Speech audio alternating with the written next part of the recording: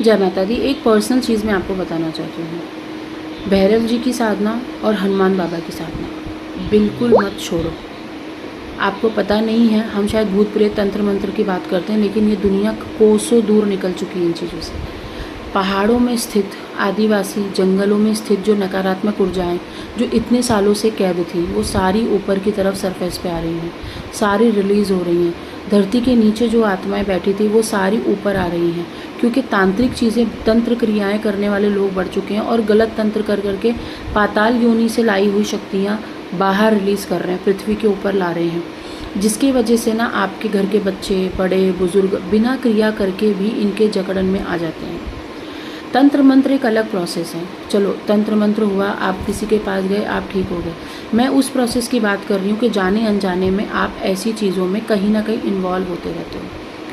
अपना बहुत ध्यान रखो, बच्चों को प्रोटेक्शन सिखाओ, बच्चों को भी साधना धीरे धीरे करनी सिखाओ, बच्चों का ऑरा डेवलप करो, अपना ऑरा डेवलप करो, बीमारियों से बाहर निकलो। भैरव जी और हनुमान जी हैं जो आपको सबसे पहले प्रथम चरण आपका है कि भैरव जी और हनुमान जी की साधना कर करके उनकी सिद्धि प्राप्त करो। अगर आप अकेले हो और आपके पास गुरु नहीं है, अगर आप अकेले करने लायक हो, आपके अंदर इतनी सक्षमता है कि आपको डर नहीं लगता, आप सब कुछ हैंडल कर सकते हो, तो आप अकेले करो। अदरवाइज़ मैं भी नहीं बोलूँगी कि बिना गुरु के करो, गुरु के सानिध्य में ही रह के करो। लेकिन हाँ, एक ऐसा वक्त आता है हर किसी के लाइफ में कि हम अकेले पड़ जाते हैं, हम बहुत स्लो हो जाते हैं, हम बीमार पड़ जाते हैं, हमें समझ नहीं आता आप साधना में नेक्स्ट पैर कहाँ बढ़ाएं, क्या करें, नेक्स्ट कदम हम क्या उठाएं साधना का। तब आपको गुरु के पास जाना चाहिए। मेरा साधना करवाने का पर्पज़ यही है बहुत सालों से कि मैंने जो एनर्जीज़ और एंटिटीज़ को देखा है, मतलब बिना वजह अटैक करना। हम बाहर घूम रहे हैं, हमारे साथ आ जाना, हम खाना खा रहे हैं, हमारे से मोहन उनका हो जाना, हमारे साथ मोहित हो जाते हैं। ऐसी ऐसी एनर्जीज़ कि कुछ नहीं किया है फिर भी हमारे पीछे लग जाती है। इसका हम क्या करेंगे, क्या तोड़ निकालें हम इसका, हम कैसे इन चीज़ों से हटेंगे। इसीलिए मैं महीने में 2 महीने में 11-11 दिन की साधना करवा सकती हूँ। दुनिया का कोई भी बच्चा इसमें आता है, कोई भी आता है और सबको लाभ मिलते हैं।